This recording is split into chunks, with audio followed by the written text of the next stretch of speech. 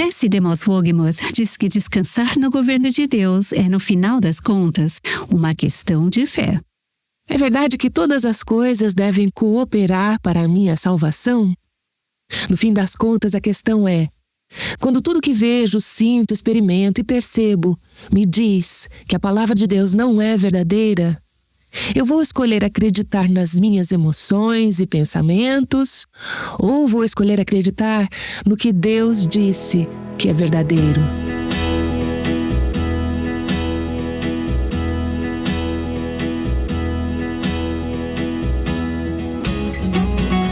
Este é o Aviva Nossos Corações com Nancy DeMoss Wogemuth, autora de Escolhendo a Gratidão, na voz de Renata Santos. Nós procuramos algo ou alguém para nos consolar, mas há apenas uma fonte verdadeira de real consolo. Aqui está Nancy continuando a série Cristo, nosso único consolo na vida e na morte. Uma tarde dessa semana, eu estava conversando com duas mães solteiras e ambas estavam enfrentando dificuldades muito grandes com seus filhos. Uma delas, em particular, está passando por uma situação extremamente difícil. Ouvindo a história dela, pensei: provavelmente vai continuar assim por muito tempo. Não há muita luz no fim desse túnel, humanamente falando. São mães que têm um relacionamento forte com Cristo. Elas o conhecem, o amam e amam a sua palavra, mas precisam de consolo. Eu compartilhei com elas a parte do Catecismo de Heidelberg que estamos estudando nesta semana. Conversamos por alguns minutos sobre consolo. Costumamos pensar no consolo como um abraço gostoso ou alívio da dor. Mas a palavra consolo, em inglês, comfort, vem de duas palavras, come and fortis. O que a palavra fortis, fortaleza, fortalecer, faz você pensar? Força, com força. Consolo não é uma palavra simples, não é algo como sente-se, relaxe, sem problemas ou dor. Significa com força, para fortalecer, para restaurar a força. Na verdade, quando eu quero saber o que uma palavra realmente significa, muitas vezes volto ao dicionário original de Webster, de 1828.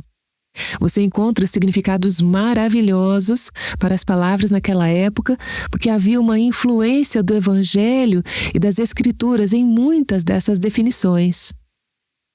Parte do que esse dicionário diz é que consolo significa fortalecer a mente quando está deprimida ou enfraquecida, dar novo vigor ao espírito, aquilo que dá força ou apoio em momentos de angústia, dificuldade, perigo ou enfermidade. Esse é o consolo que precisamos. Esse é o consolo que todas nós precisamos. Eu compartilhei com essas duas mães aquilo que estávamos conversando. Sim, a bondade do Senhor, mas as dificuldades da vida. Durante o seu tempo devocional, que sempre é mais cedo do que o meu, todas as manhãs meu doce marido me envia 3 ou 4 versículos por mensagem, versículos que ministram ao coração dele. Ele está lendo a Bíblia em 1 ano e geralmente são versículos de partes diferentes da Bíblia. Eu compartilhei com elas um versículo que o Robert me enviou naquela manhã, onde Jesus estava no jardim do Getsemane. Ele estava em angústia. Ele estava profundamente angustiado, diz uma das traduções. Ele suava grandes gotas de sangue. E eu amo o versículo em Lucas 22, verso 43, que foi o versículo que Robert me enviou e que compartilhei com aquelas mulheres. Então lhe apareceu um anjo do céu que o confortava, fortalecendo-o. O natural seria pensar que, quando Jesus estava lá orando e clamando, Pai, se for possível, afasta de mim este cálice, e que agora o anjo veio e o fortaleceu e ele foi capaz de se levantar e ir embora. Não. O próximo versículo diz: ele continuou orando com fervor, suando grandes gotas de sangue. O que o anjo fez que trouxe força do Pai? Ele deu força a Jesus para continuar na luta, para continuar enfrentando a angústia e a dor. Ele não tirou a angústia e a dor. A cruz estava bem à sua frente. E o conforto, consolo, não o livrou da cruz, não o livrou do sofrimento. O consolo que Deus dá não te alivia. Não é como um analgésico. Tome isso e você vai se sentir ótima. Não. É força para te sustentar pela dor da vida e da morte. Um dia, tudo isso vai acabar. Não haverá mais dor, não haverá mais lágrimas, não haverá mais filhos pródigos. Mas precisamos de graça, precisamos de ajuda, precisamos de força para viver no aqui e agora, entre o agora e a eternidade. E é aí que o consolo de Deus entra, com força, com coragem, graça, força para perseverar, mesmo através de sangue, suor e lágrimas. Enquanto estamos estudando o Catecismo de Heidelberg, a sessão introdutória, nesta curta série, começamos com a primeira de 129 perguntas. Essas perguntas foram feitas para ensinar as crianças e os jovens cristãos sobre os fundamentos da fé deles, e começa com todo esse conceito de consolo. Isso foi escrito há 460 anos. Qual é o seu único consolo na vida e na morte?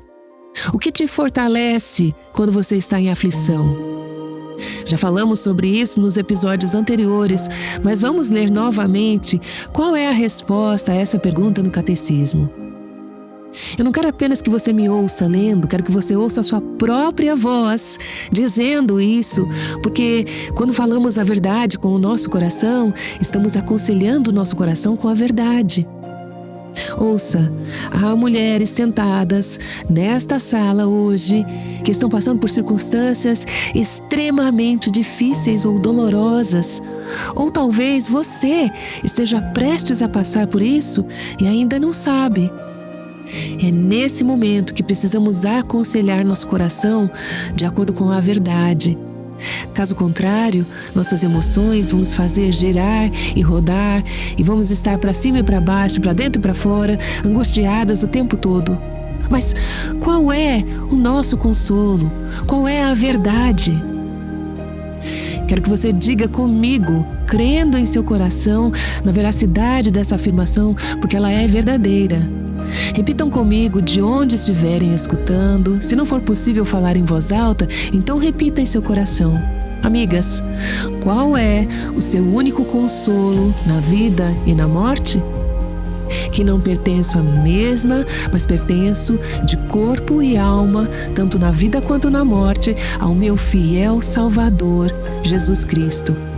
Ele pagou completamente todos os meus pecados com o seu sangue precioso e me libertou do domínio do diabo. Ele também me guarda de tal maneira que, sem a vontade do meu Pai Celeste, nenhum fio de cabelo pode cair da minha cabeça. Na verdade, todas as coisas cooperam para a minha salvação.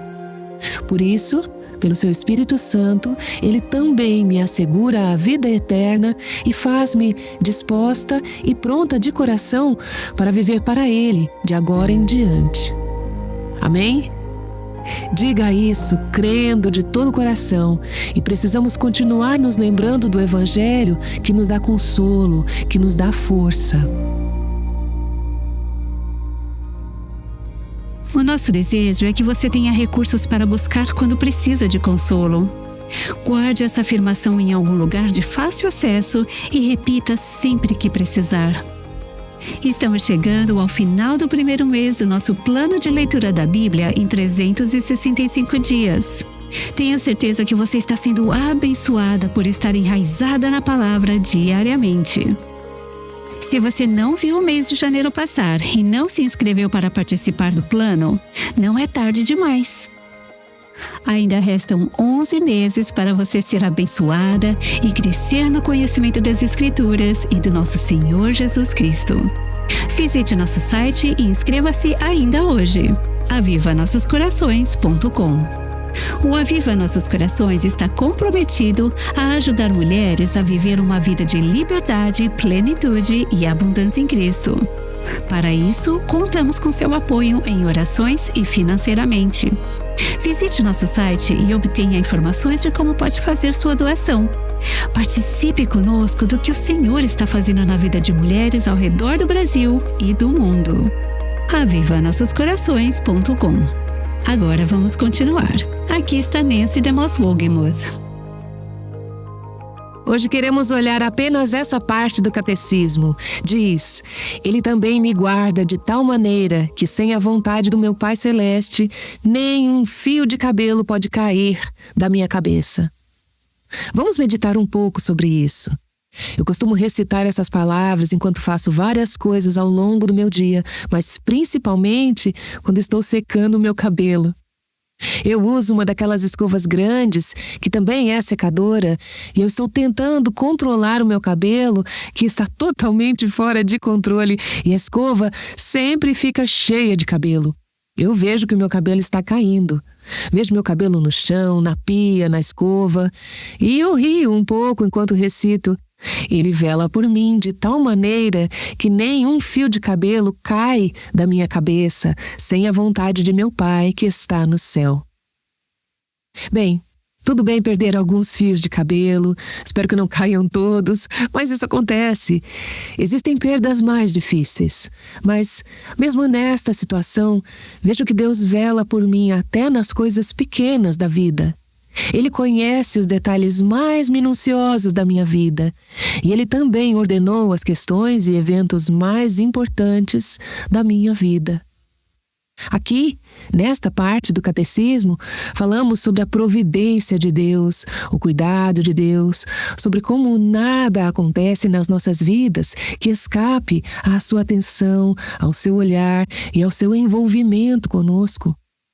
Nada pode acontecer comigo sem a vontade do meu Pai que está no céu. Ele vela por mim, Ele cuida de mim, Ele me preserva. Isso é a providência de Deus, e essa providência de Deus é reafirmada repetidamente nas Escrituras. Ouça alguns desses versículos. Em Mateus, capítulo 10, Jesus disse: Não se vendem 2 pardais por uma moedinha? Eles não são sem valor, mas não valem muito. Entretanto, nenhum deles cairá no chão sem o consentimento do Pai de vocês. E, quanto a vocês, até os cabelos da cabeça de vocês estão todos contados. Portanto, não temam. Jesus disse que, mesmo se você cair, como quando os pardais caem, se Ele cuida deles quando caem, quanto mais Ele cuida de você quando você cair. Então, não tenha medo. Vocês valem bem mais do que muitos pardais. Em Lucas 21, Jesus disse: E vocês serão entregues. Agora, isso é muito mais sério do que cabelo caindo ou pardais caindo. Vocês até serão traídos até por seus próprios pais, irmãos, parentes e amigos, e eles matarão alguns de vocês. Perseguição. Temos irmãos e irmãs em outras partes do mundo que já passaram ou estão passando por esse versículo agora. Jesus disse: Todos odiarão vocês por causa do meu nome, mas não se perderá um só fio de cabelo da cabeça de vocês. O que ele está dizendo? Ele não está prometendo que não haverá perdas físicas. Ele está dizendo que algumas de vocês vão morrer. Ele não está dizendo que nossas vidas físicas serão poupadas. Como já disse, muitos cristãos perderam suas vidas por causa de Jesus. Mas ele está dizendo que seremos eternamente preservadas, que ninguém pode destruir a nossa alma. Por quê? Porque pertencemos a Ele, somos dele, e Ele vela por nós, Ele cuida de nós. O apóstolo Paulo escreveu aos Tessalonicenses, em 2 Tessalonicenses, capítulo 3. Ele disse: Orem por nós, para que sejamos livres das pessoas perversas e más, porque a fé não é de todos. Existem pessoas sem fé por aí. Eu nunca havia notado essas 2 frases, uma ao lado da outra, até ontem. Nem todos têm fé, então fazem coisas más e malignas. Mas o Senhor é fiel. Algumas pessoas não têm fé. E as duas palavras no grego original, são muito parecidas. Nem todos têm fé, mas o Senhor é cheio de fé, Ele é fiel, Ele permanece fiel. Mas o Senhor é fiel, Ele os fortalecerá e os guardará do maligno. Temos um protetor, temos um guardião enquanto caminhamos pela vida. 1 Pedro 1 fala sobre isso. Vocês, que são guardados pelo poder de Deus mediante a fé para a salvação preparada para ser revelada no último tempo. Nisso vocês exultam, embora, no presente, por breve tempo, se necessário, sejam contristados por várias provações. Não se surpreenda, isso vai acontecer. Você vai sofrer, vai perder cabelo. Algumas de vocês vão perder a vida. Mas Ele diz que você está sendo guardada, você está sendo protegida, você está sendo vigiada. Você está sendo cuidada porque Deus cuida muito bem do que lhe pertence. E se você está em Cristo, você pertence a Ele. Portanto, Ele sabe tudo que eu passo, Ele vela por mim, Ele cuida de mim, Ele vela por você e Ele cuida de você. Quando você chora até adormecer à noite por causa daquele filho, filha ou neto que está tão distante do Senhor, o Senhor vê. Ele ouve o seu choro, Ele conhece o seu coração partido. Ele sabe coisas que você ainda não teve coragem de contar a mais ninguém sobre o que está acontecendo no seu mundo. Ele sabe, Ele vê, Ele se importa. Mas tem mais. Você pode pensar, bem, é bom que Ele saiba, que Ele veja, que Ele se importe, mas será que Ele pode fazer alguma coisa a respeito? Bem, a próxima parte do catecismo diz: na verdade, todas as coisas cooperam para a minha salvação. E você pode dizer, mas eu já fui salva. As Escrituras nos dizem que há um aspecto do passado na salvação. Fomos salvas do pecado e de Satanás. Estamos sendo salvas, está no presente. Estamos sendo santificadas. Deus está nos transformando na prática, onde estamos sendo salvas. E seremos salvas, a glorificação, o futuro, onde seremos completamente livres da presença do pecado e do mal. Esse arco de salvação. Aqui, o Catecismo de Heidelberg diz: todas essas coisas difíceis, desde o cabelo caindo da sua cabeça até todas as outras coisas que você poderia listar, devem trabalhar juntas para a minha salvação final. Você provavelmente conhece Romanos 8, 28. Sabemos que todas as coisas cooperam para o bem daqueles que amam a Deus, daqueles que são chamados segundo o seu propósito. E vemos cristãos, tanto do Antigo quanto do Novo Testamento, que viveram essa realidade pela fé, quando não conseguiam ver como tudo estava se encaixando, mas confiavam nas promessas de Deus. Lembre-se de José no livro de Gênesis, depois que seus irmãos o traíram e o venderam como escravo, quando a esposa de Potifar mentiu sobre ele e ele passou anos na prisão. Todas essas coisas. Ele teve que se perguntar: alguém sabe? Alguém se importa? Alguém está vendo? Mas, ao passar por tudo isso, ele teve fé nas promessas de Deus que lhe foram reveladas. E em Gênesis 50, no final da história, José se torna o primeiro-ministro. Ele é o chefe, e ele poderia dar o troco aos seus irmãos, mas ele diz a eles: não se preocupem, não tenham medo. Vocês, na verdade, planejaram o mal contra mim, porém Deus o tornou em bem, para fazer, como estão vendo agora, que se conserve a vida de muita gente. Isso não é só pela sua própria salvação, mas pela sobrevivência, salvação e redenção de outros. José só tinha o conhecimento do Antigo Testamento. Ele não tinha todo o Novo Testamento como nós temos hoje. Ele não conhecia Romanos 8, 28, mas ele conhecia a Deus. E ele disse: vocês planejaram o mal, mas Deus planejou para o bem. Em Deuteronômio 8, Moisés diz aos israelitas: Deus, que os conduziu por aquele grande e terrível deserto de serpentes abrasadoras, de escorpiões e de aridez, onde não havia água, e essas são coisas difíceis acontecendo, e que fez sair água da rocha para vocês beberem, que no deserto os sustentou com maná para humilhar vocês, para pôr vocês à prova e, afinal, lhes fazer o bem. Lembre-se disso quando você estiver passando pelos escorpiões, pelas cobras e pela terra sedenta, onde não há água naquele grande e terrível deserto, como um dia terrível, sem nada de bom. Lembre-se dessa frase, para que, no fim, Ele possa fazer você prosperar. Todas as coisas devem trabalhar juntas para a minha salvação. Em Jeremias 24, os israelitas foram enviados como exilados para a Babilônia. Mas Deus disse: olharei para eles favoravelmente e os trarei de volta para essa terra. Eu os edificarei e não os destruirei, plantarei e não arrancarei. Eu lhes darei um coração para que me conheçam, para que saibam que eu sou o Senhor. Eles serão o meu povo e eu serei o seu Deus, porque se voltarão para mim de todo o seu coração. Esse é o bem que vem da dificuldade. Por isso não desanimamos. Pelo contrário, mesmo que o nosso ser exterior se desgaste, o nosso ser interior se renova dia a dia. Porque a nossa leve e momentânea tribulação produz para nós um eterno peso de glória, acima de toda comparação. Os problemas parecem tão pesados, eles parecem durar uma eternidade.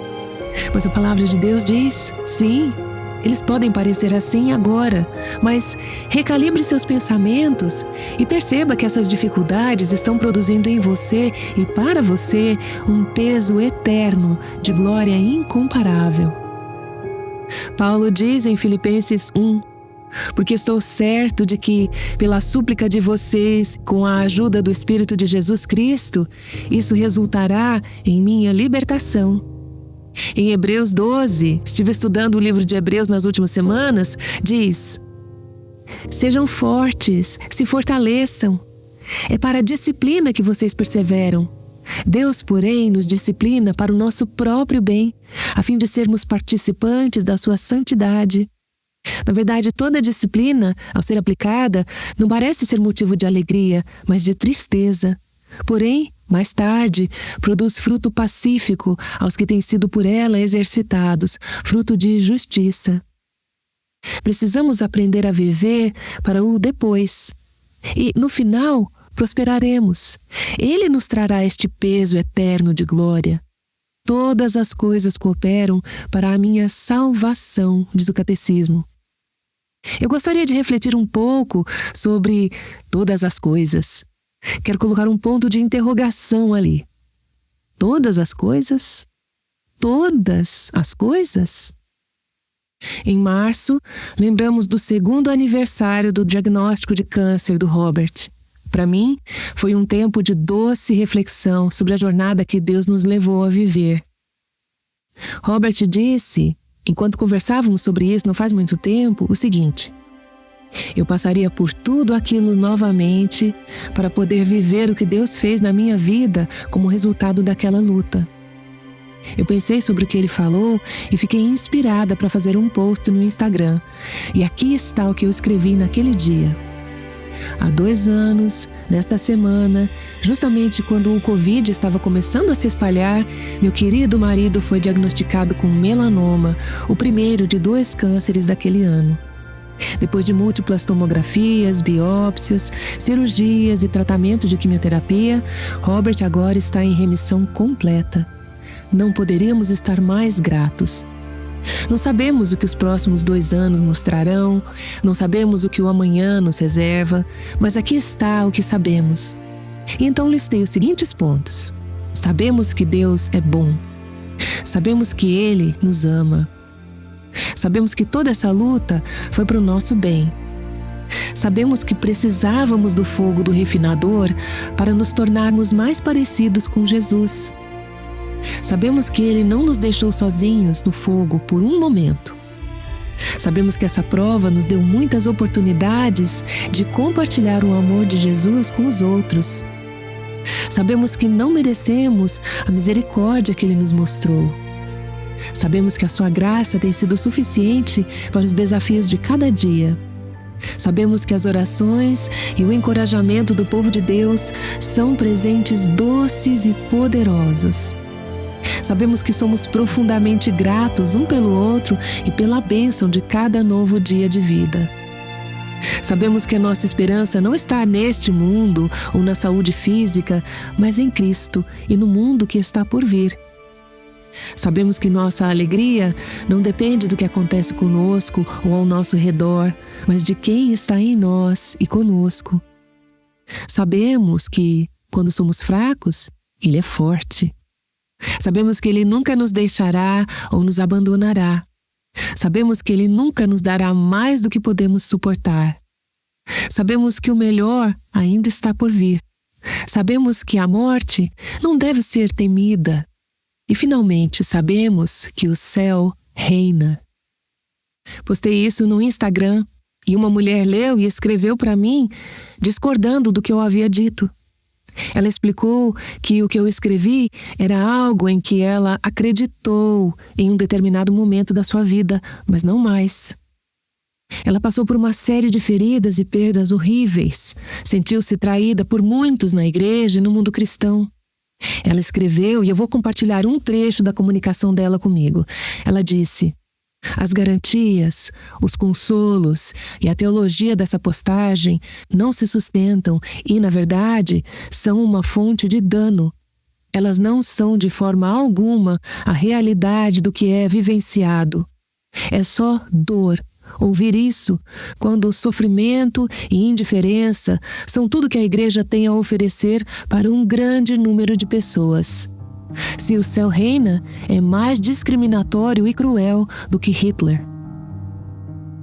Muitas pessoas sentem isso ou se identificam com o que essa mulher compartilhou. Portanto, é realmente verdade que Ele vela por mim de tal maneira que não cai um fio de cabelo da minha cabeça sem a vontade do meu Pai que está no céu? É realmente verdade que todas as coisas devem cooperar juntas para a minha salvação? Ou isso é verdade apenas para algumas pessoas como Robert e eu? O que dizer dessa mulher que diz que isso não é de forma alguma a experiência dela? Que a ideia da providência de Deus é dolorosa e parece discriminatória e cruel? Bem, eu não tenho uma resposta completa para essas perguntas.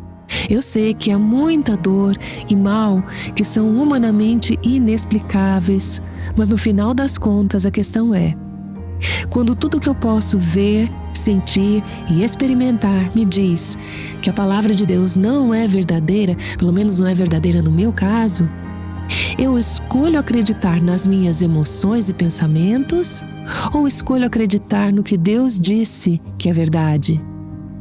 Em 2018, Randy Alcorn, o querido autor, teve a sua esposa Nancy diagnosticada com câncer de cólon e 4 anos depois, ela foi para o seu lar celestial. Nas atualizações do site online Karen Bridge, Randy às vezes compartilhava trechos do diário de Nancy. Quero ler para você apenas alguns desses trechos que ele postou no final da jornada dela. Ela escreveu: nós não sabemos e nem os médicos sabem o que nos espera. Este post foi cerca de 6 meses antes dela ir para o céu. Mas isso não é nada de novo para nenhum de nós, certo? Somos finitos, mas louvado seja Deus, nós conhecemos pessoalmente o infinito que está no comando do universo e que supervisiona nossas vidas com amor. Não desistimos e oramos por cura completa novamente esta noite, como temos feito todas as noites nos últimos quase 4 anos. Mas também não estamos presumindo dizer a Deus o que Ele deve fazer só porque queremos isso. Ele é Deus, nós não. A cura imediata a curto prazo não é uma certeza, mas a cura final e duradoura está tecida no próprio Evangelho. É a promessa comprada com o sangue de Jesus. Segue um post do diário de Nancy que Randy colocou no Karen Bridge no dia em que sua doce esposa foi para o Senhor. Ela havia escrito: nada simplesmente acontece. Tudo é planejado com amor. Tudo é realizado com sabedoria, poder e amor. Como eu não sou Deus, nunca devo questionar por que as coisas acontecem da maneira que acontecem. É o auge da tolice achar que os meus caminhos são preferíveis aos de Deus. Eu não sou onisciente, nem toda sábia, nem totalmente justa. Eu nem sequer me amo tanto quanto Deus me ama. Ela escreveu enquanto sofria nos últimos meses de câncer. Por que então eu iria questionar a Deus? Ele sempre tem os meus melhores interesses em mente. E quando o caminho dele para mim é doloroso, confuso, assustador, aparentemente injusto, emocionalmente difícil, mentalmente desafiador e assim por diante, eu preciso confiar, acreditar que Deus faz todas as coisas bem. Essa é a herança de uma mulher que sofreu. E agora seu marido enlutado, que por anos ensinou tantos de nós tão bem sobre a bondade de Deus, a providência de Deus, a soberania de Deus, o amor de Deus, está agora vivendo essa compreensão de uma nova maneira. Seu mundo estaria completamente em turbulência se não fosse pelo fato de que ele ancorou seu coração no que acabamos de discutir. Qual é o seu único consolo na vida e na morte? Que Ele também me guarda de tal maneira que, sem a vontade do meu Pai Celeste, nenhum fio de cabelo pode cair da minha cabeça. Na verdade, todas as coisas cooperam para a minha salvação. Pai, essas são palavras que nos dão força e consolo, mas não são fáceis. E as coisas que nos fazem olhar para essas palavras são coisas difíceis. Eu oro pelas minhas amigas nesta sala e outras ouvindo o podcast. Ó Senhor, dai-nos fé para acreditar no que não podemos ver e confiar em Ti, em vez de nós mesmas. E saber que no final, Tu farás tudo isso ser para o nosso prosperar, nossa salvação, nosso bem e, acima de tudo, para a Tua glória. Eu oro isso em nome de Jesus. Amém.